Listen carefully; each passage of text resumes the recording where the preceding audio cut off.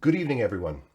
My name is Sean Wilson. I'm the Artistic Director of the Ottawa International Writers Festival, and I'm broadcasting from the unceded and unsurrendered territory of the Algonquin Anishinaabe. I'm so thrilled to welcome you to this conversation between Shelagh Rogers and Cherie Dimaline, celebrating the launch of Hunting by Stars, the long-awaited sequel to The Marrow Thieves. I want to begin by thanking you all for supporting authors and booksellers through these difficult times. Our official bookseller is Perfect Books on Elgin Street, but I know wherever you are right now, there is an independent bookseller nearby who would be more than happy to sell you some great books. The festival is supported by generous individuals like you, so I hope you'll consider subscribing to our newsletter, making a donation to support our ongoing programming and children's literacy initiatives. We can't do it without you. I'm so excited for tonight's event and so grateful to Cherie Dimaline for her work and her generosity with us and all her readers. Our host tonight is a force of nature and the beating heart of this land's stories and storytellers. She's a champion for literacy, an ambassador for writers from coast to coast to coast, and our intrepid guide into the creative process. When it's time to celebrate great literary talent and powerful storytelling, there's no one you want in your corner more than Shelagh Rogers. Please give a warm virtual welcome to our host this evening, the voice of the next chapter on CBC, the one and only Shelagh Rogers. Wow, Sean. Okay. Am I alive right now? Hi, Cherie. How are you? Hi, Sheila. I'm good. How are you? I'm doing really well. I do want to say thank you to our wonderful host, Sean, and I'm sure you do as well, and Yes, the Ottawa yes, Writers Festival. Sublime. absolutely. I'm so We bummed that we couldn't be there in person. Oh, That's me too. right. It's the Such a great funnest. festival. Such a great fest. We have the most fun there. I think we get into a We lot of do. trouble too, but they put up with it. I think they kind of encourage it a bit. I think they do. Yes, I Yeah, think they do. And yeah. I just want to say, first of all, I'm so thrilled to be talking to you about Hunting by Stars. I will acknowledge where I'm coming from right now, broadcasting from the unceded and unsurrendered territory of the Snuneymuxw First Nation. And I live on Gabriola Island. It is Snuneymuxw First Nation territory. And I'm very grateful to live here. Where are you? I am the luckiest girl in the world because I'm actually in my home territory. So I've moved back to the Georgian Bay. I'm in the Midland Penetanguishene area. So that is the home of the Georgian Bay Métis community, which is on Anishinaabe land. So, 200 years ago, we were welcomed here by the Anishinaabe. It's beautiful, beautiful territory. And this is our home now as well. Wonderful. Thank you so much for that. We are going to be broadcasting this conversation on the next chapter, and I have a really lovely introduction ready for Hunting by Stars and prepared by my wonderful producer, Barbara Carey. I She is my love Barbara. collaborator.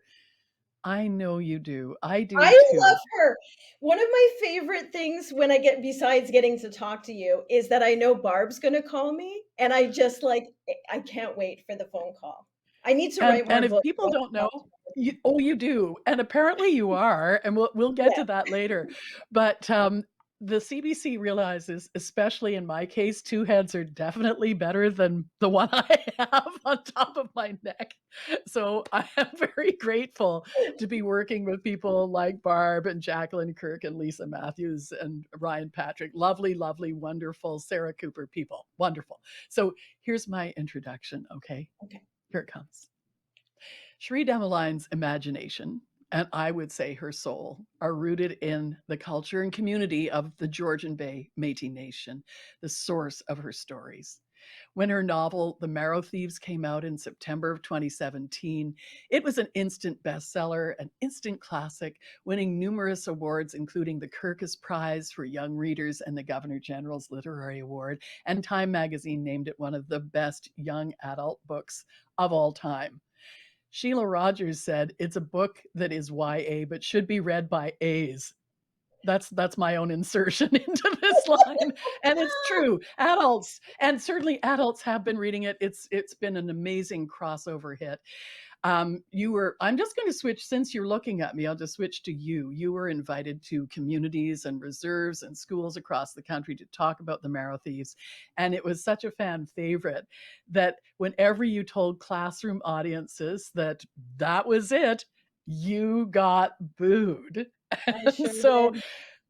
we're here to say, let the cheering begin, because you've written the sequel called Hunting by Stars. You should hold it up right now because it's a beautiful cover. Yeah, that's lovely. Really, really gorgeous. Oh, it shines too. That's Yes, beautiful. it does. This is Stephen Gladio did this cover for Oh, us. oh, Yeah. gorgeous. And it's, in case people don't think I haven't read it, I have. I just haven't got the proper book quite yet. Looking forward. And it's another thrilling read. We are returned to the post-apocalyptic world that we left, where Indigenous people are being hunted for their bone marrow and imprisoned in a sinister new version of residential school. Not that it wasn't sinister enough. It takes up the story of 17-year-old French and the group of Indigenous people who have become his family, and they're still on the run with even more obstacles, challenges, and dangers. So I am really excited to talk to you about this. But first, I want to know, was it the booze that got you to change your mind? Like the BOOS booze? I normally don't advocate for caving into peer pressure, but in this case, I will say that was a huge part of it. And it really was just, I would talk to especially teachers, and I would say, this is definitely the end, and I know kids, are looking for a story, but they can continue the story on themselves, and they would, remind me, like, it is such a privilege to have young readers, and to have young readers that are clamoring for more of the story. I mean, I had, on the petitions were started and sent to me. I received Wow. emails and Wow. letters. My agents received emails and letters. There was social media accounts opened in the characters' names, and then they would, send me a DM. So like Frenchie was like contacting me on Instagram, like, "What's next? Wow. Don't leave me out here." And so Yeah. it really was that moment where I thought, the reason I could walk away from it is because, of course, I was, I'm making a point. The story isn't finished for us, so I'm not going to tie it up in a nice bow. Mhm. But really, I could walk away from it because those characters still lived with me, and so I was Mm. quite comfortable. I sort of had ideas about what happened to them. So really, I was being unfair. I had some sense of what could happen, and so why not share that? And it really was when a lot of young Indigenous readers Mm. reached out, Mm. really wanting to know for sure what happened to these characters that they loved, that I thought, you know what, Mm. okay, yes, I will do that. It is my great privilege to do it. To hand over this next piece of the story to the people that it belongs to, truly. What was, you didn't really return to the characters then, they were still in your head. So what was it Hmm. like furthering their story? Yeah, terrifying. It was Mm. it was terrifying. It was I mean, there's great comfort in telling the stories of people you know and you love. And at that point, I, they are my family now. I know them. I mean, obviously, everything you write is based on people you know in community or friends, but really the characters in and of themselves, after spending so much time writing the Marrow Thieves and then talking to over 100,000 kids about Mm. the story, Wow. they really had become, real to me. Which sounds slightly mad, but they really were just actual people in my life. And so there was comfort in that, but it was terrifying because for the first time, I was writing a story that people knew. They knew these characters as well as I did. And so I Mm. thought, oh my God, like if I don't do this right, those letters, those lovely letters that I got might change in tone. And so it took some effort to do that thing that all writers need to do, which is sort of shut out the readers from the process of Mhm. creating before you can invite them into the home that you've created. So that part was terrifying. And it was, but it was a lovely wait because it kept me really, really honest. I didn't want to go on, as they say, like, I guess, clearing your throat, like being very like overly writerly, or like, I'm going to indulge myself. I just was like, this is a story that has taken on a life of its own. They're important to other people, and so I'm going to run with them. I'm just going to jump in and I'm going to run with them, and I'll Mm. try and steer them toward the light whenever I can. Right from the very first page. I mean, Hunting by Stars has what Margaret Lawrence would call a kapowie opening. I mean, it's just biff, right? We've got French. He is in the residential school, the Institute, and Mhm. he's having nightmares. And then unfortunately he wakes up and I mean, Mhm. it's fortunate, of course, but then he wakes up and he realizes he's in a living nightmare. You Yeah. really test him. Why did you want to push him so hard? Yeah, because he had proven to me that he could do it. That was Mhm. book one. And I know I've said this before, like, for a long time, Frenchie was my least favorite character. I was like, God, what a whiny, teenage boy who's just like chasing this girl. And there's like bigger problems, in front of you. But he was just like, getting obsessive about little things. And then, as I was sort of, well, as he was guiding me through his world, I got more and more confident about him. I'm like, Mm, no, you know what? Like, I love that he's still a kid in a lot of ways and a young man in a lot of other ways. But that he is still doing that thing that Meeg tells him, don't it only works, you shouldn't be running away from something, you need to run towards something. mm, That's the good mm, run. And so he had really proven himself. So I think part of the reason why he wasn't my favorite in the Marrow Thieves is because I was holding him back, because I was mm, like, oh no, he's not ready. He's too immature. And he had proven himself by the end of the book. So when I started to think about, uh, the sequel, I thought, French can take this. I'm confident, because I never want people to lose hope. mm, There always has to be a mm, fighting chance. And I thought, mm. he's a damn good fighter. I'm going to throw him in. That's so interesting because we know, first of all, as crazily as it starts off and as scarily as it starts off, we Mhm. know he's still dreaming. So we know his marrow has not been harvested to Yeah, give to the non-Indigenous people who have lost the ability to dream. So yeah. at least we know that. And I Mhm. felt, okay, he's in a terrible situation, but I feel hope for him. And then I Mm. began to think, what's the connection between, in your mind, between Mm. dreaming and hope? Yeah, yeah. It's so interesting because the when it starts and he's having nightmares, there is a moment where he thinks at the beginning, oh my God, I'm here, and something's happened to me, and I think maybe they took my marrow. I can't dream, and then Mhm, he has the mhm, nightmare and realizes that living is the ability to ache. And I remember talking to Lee mm, Miracle, who I talk about a lot, prolific author, mhm, incredible teacher. But she reminded me, at a low point in my life, like what a privilege it is to have those feelings and to be in a mm, space within yourself that you can hold those feelings and honor them. And so he has that moment where he's terrified from this nightmare, but he realizes, but that means that I'm still dreaming, so he's still mhm, feeling. So to me, if you have the ability to dream, you're in a space where you're holding something, where you're honoring something for yourself in that moment. If it's just a thought, if it's a anxiety, mm, if it's love, mm, it's you taking the time to hold something very, very close. mm. And what a privilege that is. So I think to be able to dream is to be able to project and move beyond the parameters or boundaries that might exist, and to really be expansive.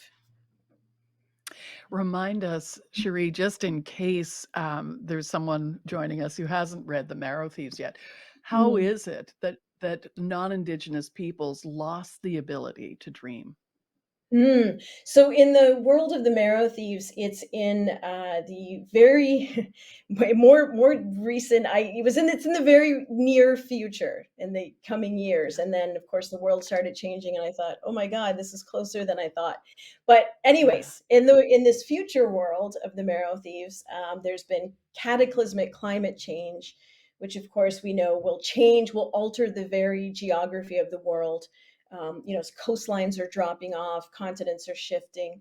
And so there's a lot of sickness. There's a lot of plagues, pandemics that are happening, and people get incredibly ill.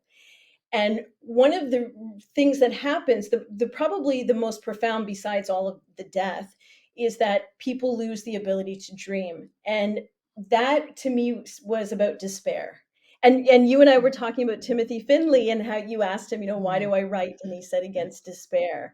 And that's it, right? That's the key. We all have to do something against that despair. And I love that. And I'm never going to forget that now. But that's the people, because they're stuck in this sort of capitalist machine where everything is about being disconnected from the earth and removed from the sky. So, stuck in this middle space, they have nothing to push against the despair, to push it back. And with so many horrific things happening, the thing that gets leached from them is the ability to hold space for themselves. So, they lose the ability to dream. And so the indigenous people of what we now call, or what we currently know of as North America, hold on to that ability. And it's rumored to be housed in the marrow of our bones. And part of that was to pay tribute to, so much trauma. The fact that Indigenous people have lived through an apocalypse, have been through this kind of displacement before, and never stopped believing that you and I, that we would be here one day, and making sure that we would have the stories to tell and talk about and listen to, and the language and ceremony and whatever they could stash away for us, because they hoped, they dreamed, they knew we would be here one day. So I wanted to honor that, even through the darkest times, that there was always that movement of hope toward us, running toward us. Mm. And ancestors dreaming the futures of Mhm. their children, their grandchildren, their great grandchildren, and so on and so Mhm. on and so on. Mhm. Do you do you have a feeling you are who your ancestors dreamed you to be? Oh my gosh, I hope so. I hope so. I come from a long line of storytellers.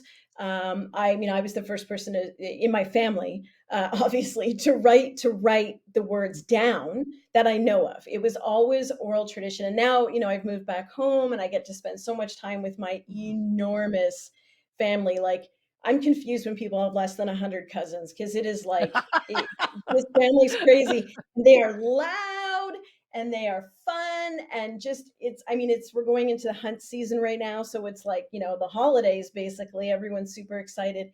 And they tell stories. The stories I've heard since I've been home, I turn to my husband every now and then, and I'm like, could I have been anything but a writer, coming from this Mm. community with these people? Like, you can't ask a simple question without getting a story. So I hope that I'm fulfilling someone's wish. I try really hard, and I ask Mm. myself that question all the time when I'm trying to make a decision. I always ask myself, like, what kind of ancestor do you want to be? What do Mm. you want Yeah. to leave behind? What do you want to dream, and what do you want to put in place for those people that are coming after you? And it's a really humbling question, right? It's not Mm. grandiose or prideful. It's very like, what can I do to be of service to who's coming next? There's so many beautiful sections of the book, but Migwans talks about story. And if it's page 22, I'd love you to read it. Um, it's actually the bottom of page 21, and it begins with story is a home. Can you read that for us? Sure. Where Right do you down at want the me bottom, yeah. to? Right. Okay. Okay, start it. Story is a home. And Okay. or maybe even if you want to set it up, the Okay. paragraph before kind of sets it up too. But All right. and then and we add it to our own blood halfway down the next page. All right. Let's do it. Miigwans was the one I missed the most, I have to say. When I started writing this, I was like, Miigwans, I missed you. Okay. Miigwans was elegant even in mourning, even in dirty pants, even without adornment.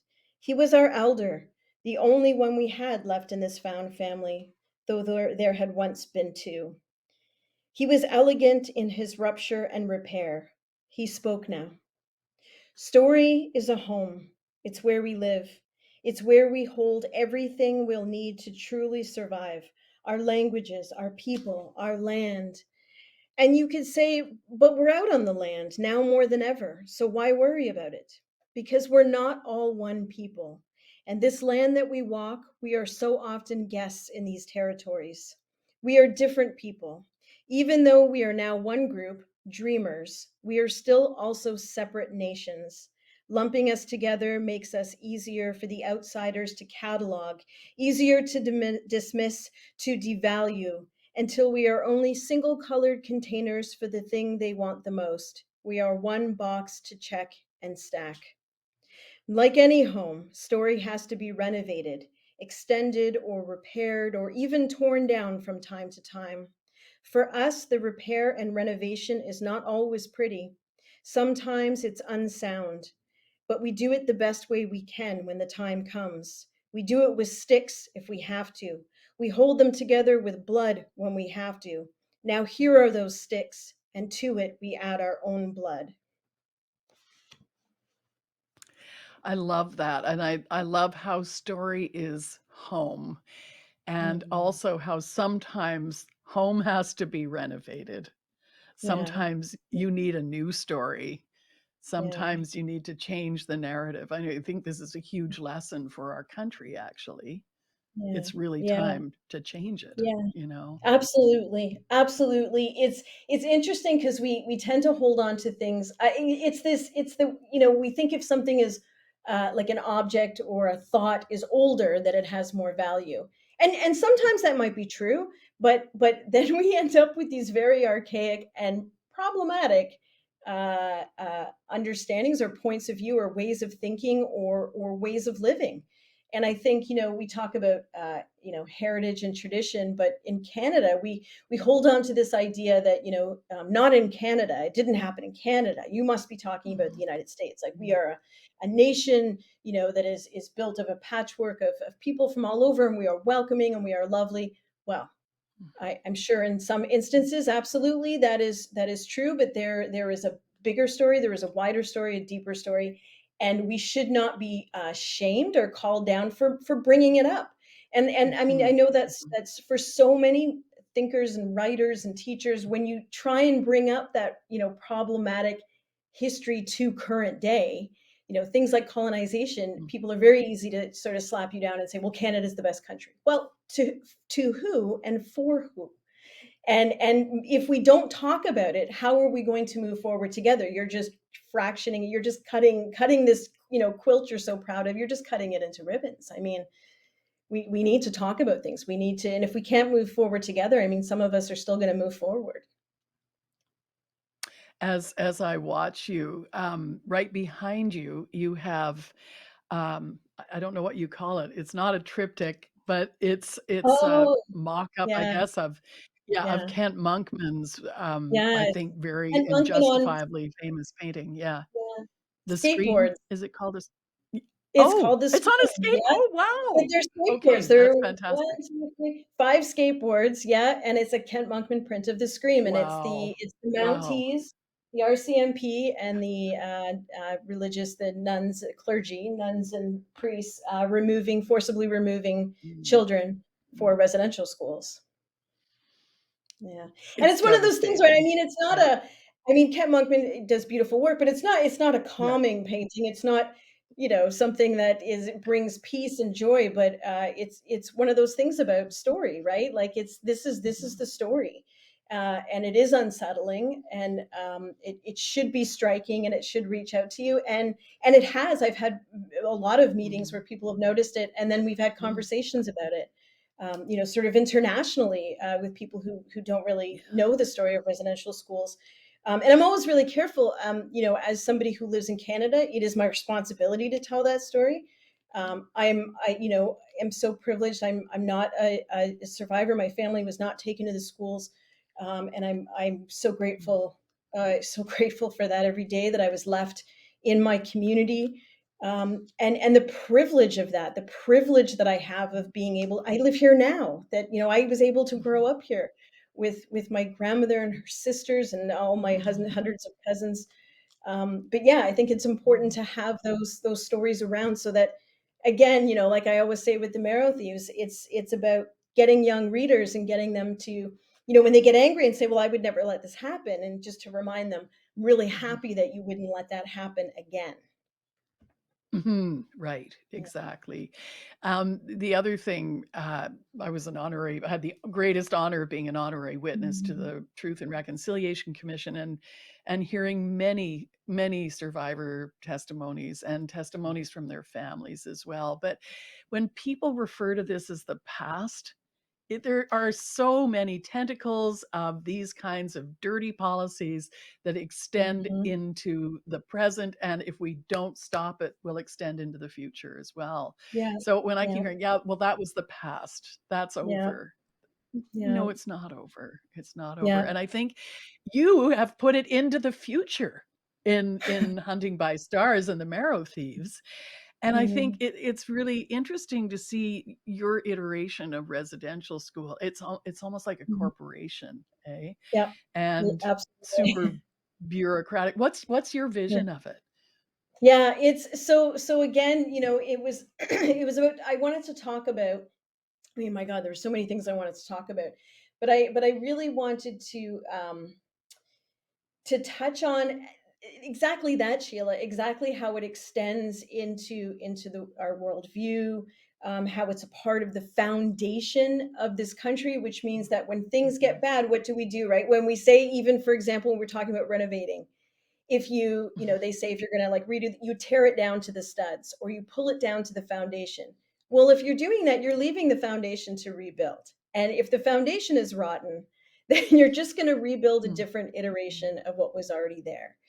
And so thinking about this in Canada, and how that foundation is still there, how this deeply racist, when people say the justice system doesn't work, it actually does. It's working exactly as it was laid out to. It's not for us, and so talking about that foundation, and what's going to happen if we leave it, something else will pop up just as hideous. And so I wanted to talk about capitalism and patriarchy, and so this structure. And so in Hunting by Stars, I really wanted to capture. I wanted people to understand how insidious and common it is. And so I used Mm. very bureaucratic corporate kind of structures Mm. for this new iteration of institutions. And I also looked very closely at how a lot of religious texts are layered and built. And so there's actual wording from different religious texts, and prayers. I was raised Catholic, like a lot of Métis people, and songs, and how things are repeated, and how they sort of get in under your skin. So I wanted to put that in, as so that we could understand, so that readers could understand, like, this, it's all around us, and if we're not paying attention, it lies still, but it's always moving all around us. That eventually, you say something and you realize, God, do I really think that that's terrible? Or you let something happen, you stay silent while massive injustice occurs. So I just wanted people to really think about it in a larger context, like how this is still all around us, because we may be living in a different room. Maybe the view is a little bit different, but the foundation is remains the same.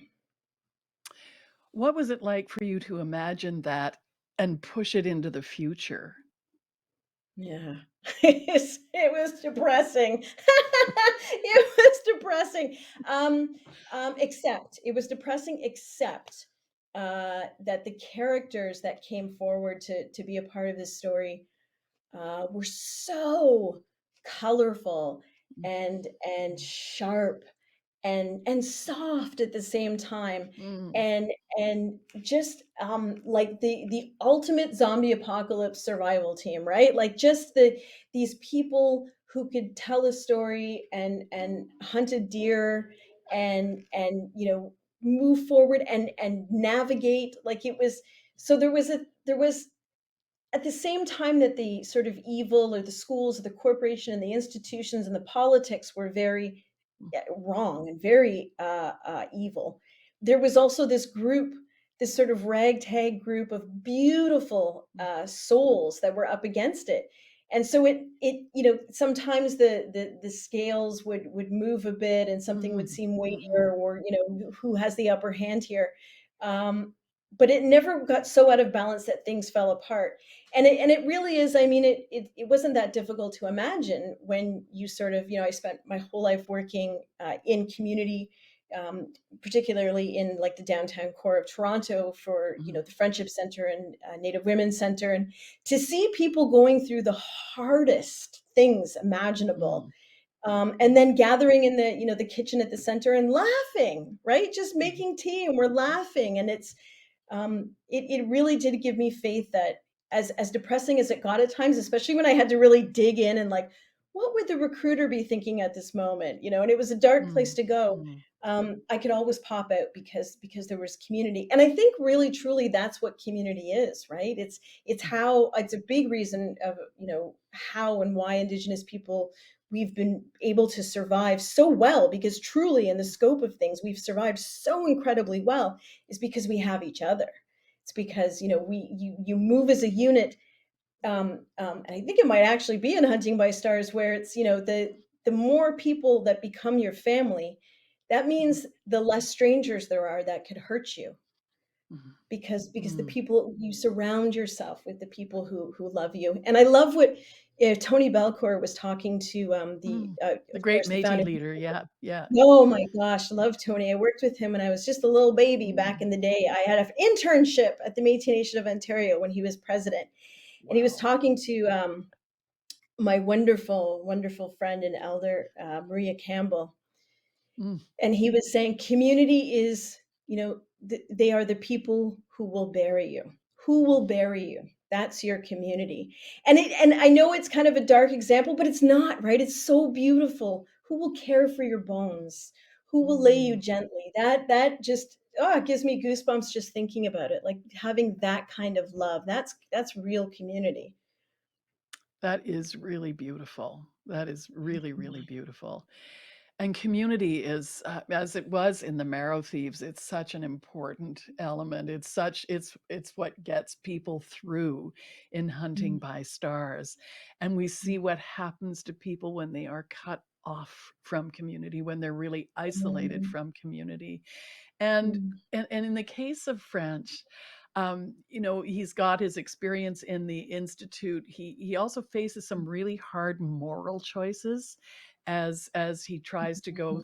He tries to get back to his community. We do know that he's been imprisoned Mhm. at the beginning. Um, Mhm. and at some point, he doesn't even he questions himself, wondering whose side am I on actually? Like Mhm. it's you test him. We talked about this earlier, because he can Mhm. take it, I know, but you Mhm. really throw some tough moral dilemmas at him as well. Yeah. Yeah, and it might seem weird. How could he ever for a second sort of waver and imagine Mm. what it is? But when you read Hunting by Stars, dear readers, you will understand what happens to French, Mhm. and where he ends up, and what happens and what he comes to understand to be true. That makes him sort of question himself. Mhm. Yeah, I did. I put him through it. That kid did not have a break. Mhm. Yeah. But I wanted to honor that too, right? Like we're not Mhm. perfect. And he has to make the ultimate. And this was the question I kept asking, right? Like in the apocalypse, in the most horrible situation you can imagine, how far would you go for your family, for your loved Mhm. ones? And would those actions then turn you into the very thing that you're running from? Like, and I Yeah. know, and he's asked himself this question before. There's a scene in, the Marrow Thieves where he's hunting a moose, and he's contemplating the world, and as he is hunting, but he's also the hunted, and he's imagining, what would he do if it were up to him, if his family were dying and they were dreamless and they were slipping into despair and death. How far would he go to provide his loved ones with the ability to dream, which is the ability to live, to move past? And so I've sort of taken that theory that he had while sort of loftily sitting around in the Marrow Thieves, and in Hunting by Stars, just put it like right in his lap. Here it is, kid. Here is the moment where you need to really think about what your priorities are. Is it your morals, your understanding of the world, who you are as a man, or is it the people that you love and this family that you say you would do anything for? So Yeah. what's it going to be? Yeah. The other character, well, I mean, the story is told through various points of view, including Mhm. people on the other side, which is really, really Mhm. interesting. But Mhm. Rose, who is, well, I don't, do I call her a love interest? I don't Yeah. know. Yeah, Yeah. can I say that? Okay. Okay. Sure. So, in the Marrow Thieves, they have a kiss, and, like, it's like the sweetest, "Remember your first kiss?" Like, Yeah. Yeah. I Yeah. had so Yeah. many first kisses. Sheila Rogers. Cherie Dimaline, but it brought it all back. It was really Yeah. wonderful. But Yeah. Rose is a fighter. I love the character of Rose. She is part of this Yeah. group of Indigenous people, and Yeah. she wants to find French. Tell us Yeah. about this wonderful character. Yeah, I absolutely I love Rose. Um, Rose is in a lot of ways is like my daughter. Just Mm, comes from this incredible extended family. Has had the mm, privilege again of being able to access community. Is Afro-Indigenous, is deeply mhm, connected to her roots, and is always looking forward. Right, Rose is the navigator, but not the navigator that sits back and looks at the map, but the one that just mm, gets the feeling and feels the pull and goes for it. It's very adept out in the wilderness, so, which is not very mhm, wild to her. It's home. mhm, yeah. And she has a really interesting journey, and she's not she's looking for French, but she's not alone on her journey, and that creates some sort of complexities to her trying to find French. Mm. And of course, I also because no one in Hunting by Stars can sit for 1 minute in any sort of peace. She runs into a cult, a blood cult, nonetheless, in the middle of the Mm, woods. And that's a whole thing that I maybe apologize for. It gets pretty dark, but it's Rose. mm, mm, But I love her because she does the thing that I wish I could have done when I was mm, a young woman, and that is to live free of shame.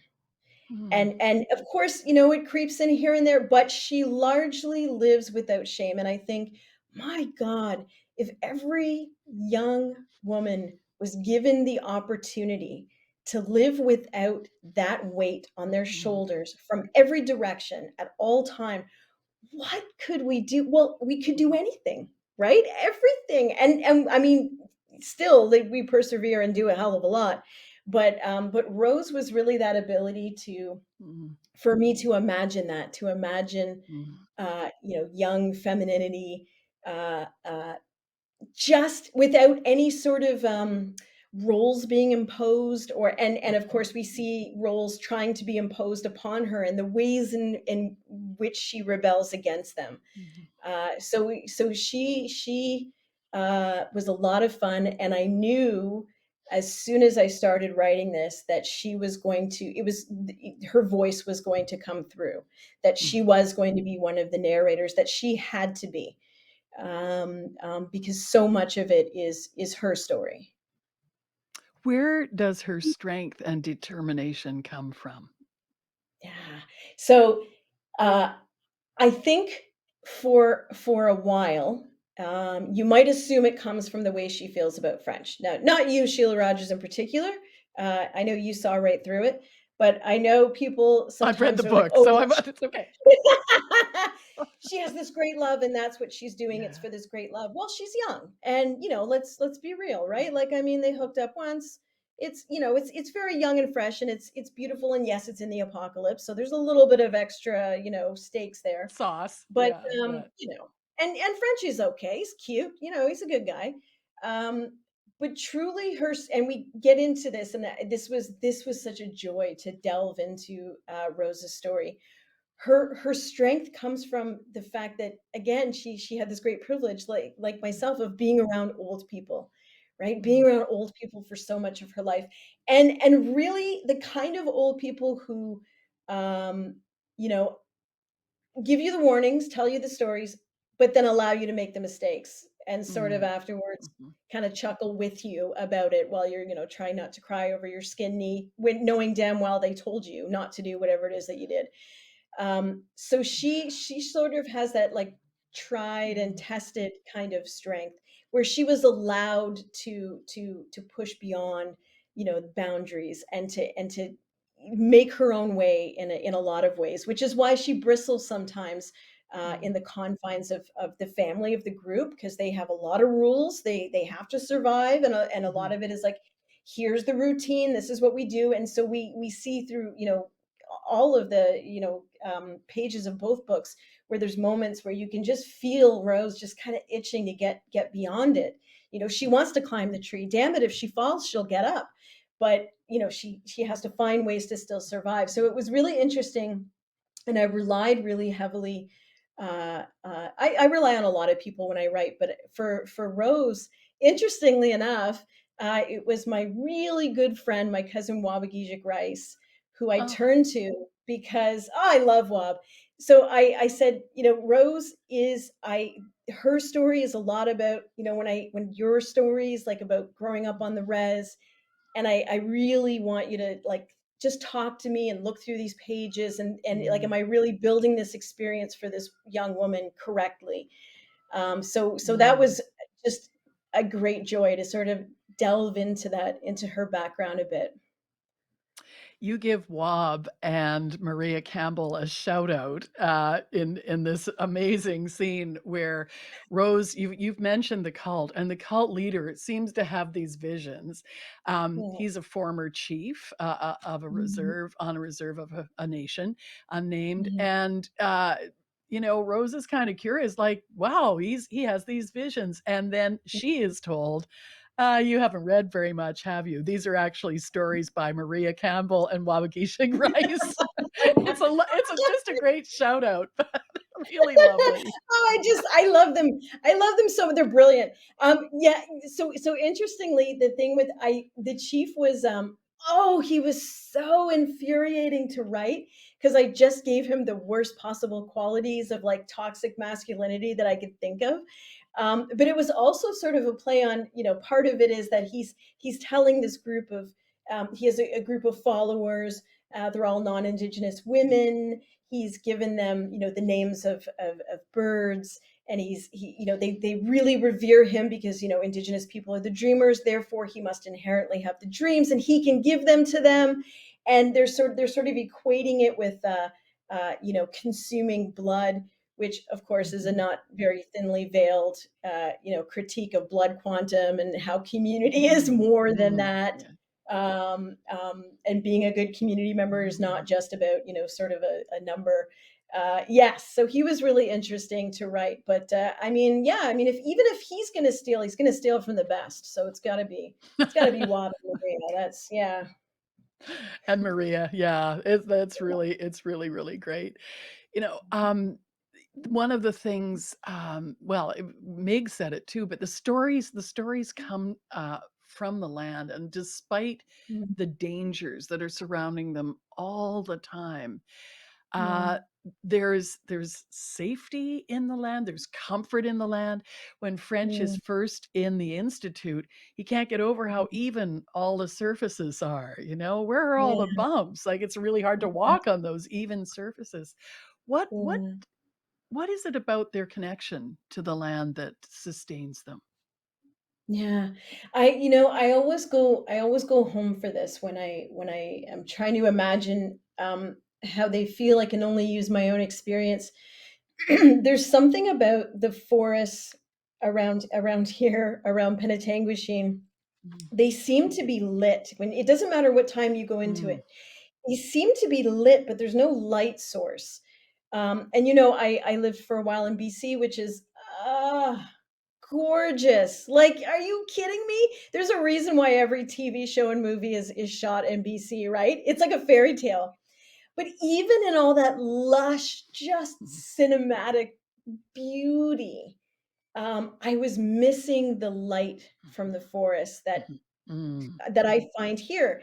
And of course, it's not the light that I'm missing. It's not these particular trees. It's because this is my home. This is where generations of my family's from. It's where, the bones of my grandmothers are now, a part of the mm, soil that, I'm sure that the trees on my property probably benefit from. Like, there's just so much about home that is in the land. And the thing is, and I think about, again, my own experience, like, we're 90 minutes from Toronto, so of course this is considered cottage country, mm, and there are $1 million cottages everywhere. And God bless the bankers who can afford to come up and buy the cottages and do whatever. And cool. But this is where we're from. And so it's interesting, it's not interesting, it's heartbreaking that, I mean, I'm not mm, that old. I'm in my 40s, let's just say that. And I from the time when I was little to now, the land has changed so much. Like, I went to take my kids to my great auntie's place, which is this little shack. It's actually condemned as of like last month. But anyways, it was great when I was growing up. But went to take them there to go down to the shore where I grew up, where everything happened. And there was a giant fence. They were doing full construction. There was a monster cottage going in. So we had to stand across the street. mm, Like, I couldn't even bring them to where I was. And so, it's a heartbreaking loss, and things change. Um, um, mm, and I say this often, like, this is why it's so important to hold on to the specific stories from here, mm, because otherwise I don't know what to give my children. I mean, we're here, and I take them out on the water, and we visit family, and they go out on the hunt. They went harvesting this year. mm, But things are mm, changing. And so you need to find that connection. And it is about understanding that, you are hearing stories, you have heard stories about these very places, that you are walking the same places that, your ancestors walked, mm, that mm, that you are connected, that you belong to this place, that you mm, belong here, that light in the forest, that's for you. It's such a remarkable, it's like having the door to Narnia, right? But it's like mm, right in mm. your own little community, and it's always open for you. I just really want to do a shout out to Winnipeg right now, which I think is one of the most beautiful places in the country. And okay, people think I'm crazy, but I have such a crush on Winnipeg. I really do. And I think it's because it's it's where my dad was from, and it's where Yeah, my grandparents are from, and it is where all my dad, as you know, Cherie was yeah. Métis. And Mhm. I didn't know that until after he died. And when I'm Mm. there, I just feel like I like who I am when I'm Yes, there. I actually like who I am. I feel Sheila. home. I feel home. Yeah, And, because you are there's home. yeah, I think that's it. I think you're Yeah, right. I think you're right. yeah. But, there's a part in the book, and I like I'm I like I took all these notes, but Oh my goodness, I found it. It was on page 225. You don't have to read it, but Okay. it's French saying in the institute, I'd heard staff talk about the wild like it was empty, like it was an overwhelming amount of nothing.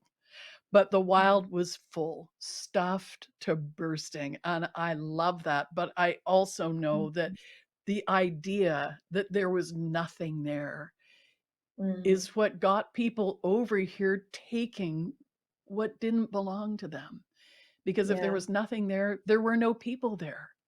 Yeah. And I mean, it's just you Mm, get in these incredibly like things like the whole concept of the doctrine of discovery and terra mm, nullius. You just work it in so beautifully into the story, mm. and then that big bitch slap that it's full to bursting. It's It's full to full to bursting. burst. And it's Yeah. why I think, so many people who came over to, these lands didn't make it. There were many attempts, right? There Mhm. was like, what is it, the lost Mhm. colony of Roanoke in the States, like the Vikings, like people came and died or left, ran out. And it's because I really think they were just like, it's nothing and it's all for us. Mhm. We're at the buffet and there's no line. Let's go. And they got there and realized, Mhm. Yeah. there is so much. There is profoundly Mhm. so much. There's so much that there are layers that you can't even see, that sometimes you just hear. There's the way that the land moves. It has been lived with and lived on for so long, that from every direction there's something. And when you're home, it's different. So when you're in Winnipeg, you feel that connection. That is absolutely. And Gregory Schofield talks. Our beautiful friend Gregory Mhm. Schofield talks about this Yes. so much. Mhm. The bones of his Mhm. grandmothers, the way that they sing, that he sings them home. There is Mhm. a belonging. There is a Mhm. sense that it truly does, if you find the right way to listen. And sometimes it takes years, right, of trying to find the ways to hear it, but you can hear the songs calling you home, and so Mhm. you're always drawn back to it, and it's so beautiful, Mhm. right? People think of there's this sense of, and I think that's what comes from the sense of like ownership and responsibility, and there's a lot of responsibility in community, but it's not really ownership. It's a Mhm. belonging. Mhm. It's a pull. It's lush. It's gorgeous. It's that feeling you get, under your ribs when you're living the best version Mhm. of yourself, and you just want Mhm. more of it. And it doesn't matter if it's difficult, and it doesn't matter if it takes a while to get there. You would do anything for Mhm. that feeling of belonging. Mhm. Mm. There's nothing like it, and you say that in a really oh, yeah, I found it. There are no words to explain the feeling of clicking into the exact spot you belong. And Mm, that's French again saying that. mm, It's so, so true. Um, mm, I want to ask you about it, in the author's note, and there's you say the characters in the Marrow Thieves and Hunting by Stars, they're fictional, right? But mm, they mm, quote, come from a diversity of land, of families, backgrounds, languages, teachings, and identities. And you're mm, careful to acknowledge where they come from. You're careful to mm, acknowledge their differences. I mhm, wonder, they become a family. What is it that mhm. connects them? Yeah, again, it's one of those things where, at first it's survival. It's let's get together. How can we make again, create a family so there's, less strangers around that can do us harm. Mhm. But really it's about the fact that each one of them at that moment, whether or not they realize it, have at some point lived or felt or have asked themselves the question, it's all fine and good to survive, but who do I want to be at the moment of my survival? It's easier to climb, say, to the top of a mountain if you're unencumbered and you're holding nothing. You can get there faster. But when you get to the top and you look out over the view, I mean, who do you turn to share that moment with? You are alone.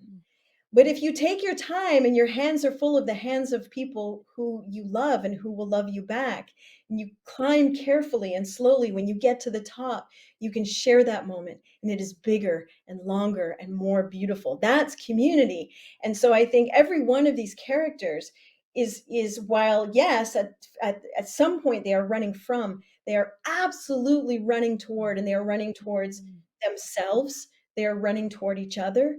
They're running toward that feeling of where they belong. They're running toward community, even if it means they have to build it. But it's from that central, it's from that, it's, they're all running for the light in the forest. They're all running for that place that shines just for them. And if they can get there together, what is an apocalypse in the face of that? That's beautiful. That's so beautiful.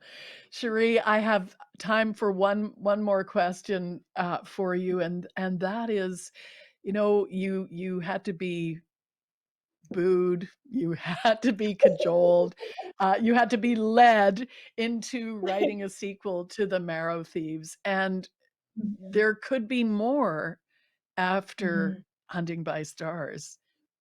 Mhm. Will there be? Mhm.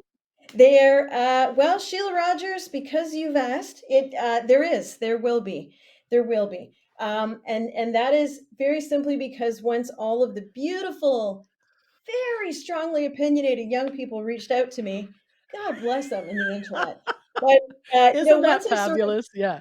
oh my God, once I got past, and really truly, my fear of going back into this place and can I do it justice, when I started get mapping a route for them, I realized, okay, there's this piece and we need to talk about these issues.